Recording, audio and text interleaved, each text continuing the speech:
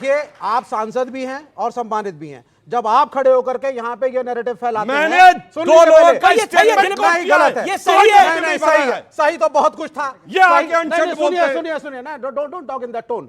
मैं रिस्पेक्टफुली क्यों भाई, आप शंकराचार्य के बारे में कहेंगे don't talk in that tone, और आपकी इज्जत इतनी बड़ी हो गई जब आप डिस्टर्ब कर रहे हैं। आप ये दिखाने और नैरेटिव को बढ़ा रहे हैं कि मुसलमान जहां होगा वह हिंदू खासकर दलित को काटा जाएगा। आप ये कहना चाहते हैं? ये मैंने नहीं कहा, ये बिल्कुल नहीं कहा, ये कहा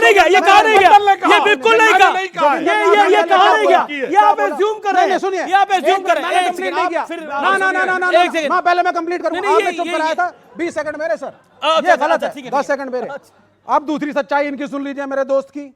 बाबा साहब अम्बेडकर ने, इन्होंने तो सुना दिया कि बाबा साहब अम्बेडकर ने इस्लाम के खिलाफ बोला, मुसलमानों के खिलाफ बोला। क्या ये बताएंगे कि बाबा साहब अम्बेडकर ने हिंदू धर्म क्यों त्यागा और दलितों को लेकर के बौद्ध धर्म क्यों लिया? बिल्कुल, बाबा साहब अम्बेडकर ने बौद्ध धर्म इसलिए ग्रहण किया कि उन्होंने बहुत साफ साफ बताया कि इस्लाम और क्रिश्चियनिटी में क्या क्या बुराइयां हैं, ये उन्होंने साफ साफ लिखा। उन्होंने अपनी किताब, अब सुनिए, हवा में नहीं बीच पे आए बाय मत बोलिएगा, शांत रहिएगा। उन्होंने अपनी किताब Muslim politics and the partition of India, Hindi संस्करण, उसमें पेज नंबर 100 से 105 के बीच में जाके पढ़ लीजिएगा। उन्होंने कहा इस्लाम में भाईचारे का मतलब एक बंद कंपार्टमेंट है जहां सिर्फ अंदर वालों के लिए भाईचारा है, बाहर वालों के लिए सिर्फ नफरत और हिकारत है। मैंने डॉक्टर अम्बेडकर को कोट किया है। और सुनिए, हिंदुओं के लिए क्या बोला उन्होंने? कहा हिंदू समाज में भी बुराइयां। सुनो, मैं बोल रहा हूं, हिंदू समाज में उन्होंने कहा बुराइयां हैं, मगर हिंदू समाज में कम से कम उन बुराइयों को पहचानने और सुधारने के लिए प्रयास अंदर से होते हैं। मुस्लिम समाज तो अपने अंदर की बुराई मानने को भी तैयार नहीं होता है, इसलिए वहां सुधार की कोई गुंजाइश नहीं है। अब स्वामी दिवाकर, अररिया की बात बता रहे हैं आप सबसे, आप सब लोग उसको समझ पाएं। वहां कई बहनों के ना माथे पर हमने बिंदी देखी ना सिंदूर देखा, तो पूछने की इच्छा व्यक्त किया कि क्यों नहीं आप लोग लगाते हैं, तो उन्होंने पलट कर जो उत्तर दिया, बोले बाबा पहचान हो जाता है। ये मैं अपने सामने की बात कह रहा हूं, मेरे सामने की बात है और मैंने स्वयं पूछा। डेमोग्राफी बदली हुई है वहां की। और भाई साहब 70-30 का रेशियो है, क्या बोल रहे हैं? यहाँ स्टूडियो में ठंडे कमरे में बैठकर जो मर्जी बोलिए, जाइए ना ग्राउंड पर, तब हकीकत देखिए। और हाँ, कुछ भी नहीं, इनके हिसाब से कुछ नहीं है, इनके हिसाब से कुछ नहीं है। वहां जिस दलित का जिक्र करते हैं, आप क्यों बार बार बोले मुसलमान? बाबू हटाइए, इनके पास क्या पोस्ट है? अमीश बाबू, हम नहीं करेंगे। बोलिए, अमीश बाबू,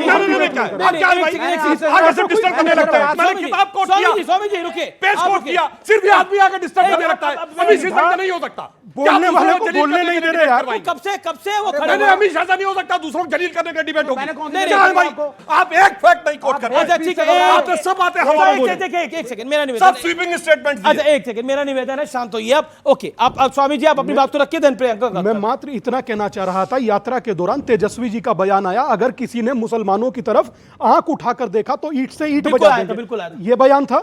बस इतना सा मेरा जहन था कि 20% के लिए तेजस्वी जी ने जो कहा एकदम करेक्ट कहा। मेरा मानना और यात्रा का मकसद मात्र इतना ही है, 80% हिंदू हैं, इनके लिए भी कोई ताकतवर, कमजोर, लल्ला, लंगड़ा, लूला, अपाइज कोई एक आदमी तो खड़ा होकर कह दो यार कि अगर हिंदुओं की तरफ भी किसी ने आंख उठाई तो ईंट से ईंट नहीं तो ताली से ताली और दंडित तो कर देंगे। ओके, प्रियंका कक्कड़, क्या आपको लगता है ये जो नैरेटिव बन रहा है, ये जो पूरा नैरेटिव बन रहा है, क्या ये दिल्ली चुनावों पर भी इंपैक्ट डालेगा?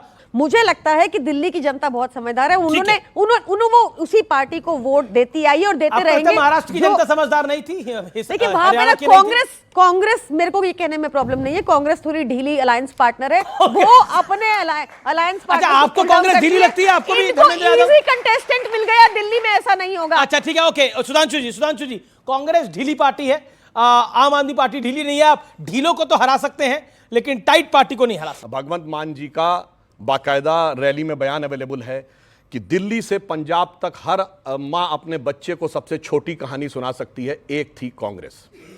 इनके नेता अखिलेश यादव जी का मात्र 10 महीने पहले मध्य प्रदेश चुनाव में बयान है, कांग्रेस बहुत चालू पार्टी है, संभल के रहना। कांग्रेस ने कहा सपा के लिए चिरकुट पार्टी है, और कमलनाथ जी ने कहा अखिलेश वखिलेश की बात करने की जरूरत नहीं है। और इन्होंने, अरविंद केजरीवाल जी ने छत्तीसगढ़ में जाकर कहा भूपेश बघेल भारत के सबसे भ्रष्ट मुख्यमंत्री हैं। साहब क्या गजब है, बाहर लड़ाई है, दिल्ली में मोहब्बत है, इसी को देख के जनता कह रही क्या दुहाई है। तो ये देश है हमारा के आज के एडिशन में इतना ही। उम्मीद है ये कार्यक्रम आपको जरूर पसंद आया होगा। मेरे युवा मित्रों का धन्यवाद। नमस्कार।